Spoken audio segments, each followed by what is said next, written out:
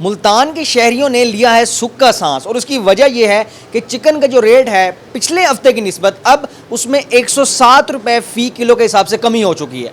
पिछले हफ्ते हमने आपको बताया था कि चिकन मुल्तान में 680 रुपये फ़ी किलो के हिसाब से फ़रोख्त हो रहा था, लेकिन अब जब आज हम दुकान पे आए तो हमें यह पता चला कि सरकारी रेट के मुताबिक चिकन अब 573 रुपये फ़ी किलो के हिसाब से फ़रोख्त हो रहा है। अब सीन ये है कि जो ग्राहक हैं वो भी खुश हैं, वो भी मुतमईन हैं, लेकिन वो ये मुतालबा कर रहे हैं कि रेट और भी कम किया जाए। और जो दुकानदार हैं वो पहले मायूस थे, वो ये कहते थे कि ग्राहक आता है लेकिन वो खाली वापस चला जाता है।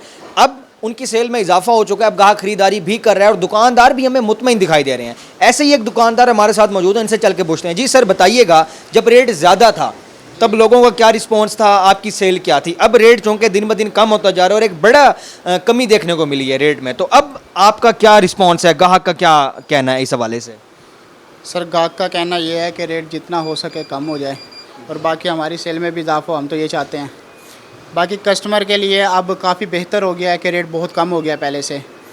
पहले रेट था 680 रुपये, अब माशाल्लाह से रेट इतना कम हुआ है कि 573 तक 570 तक आ गया है।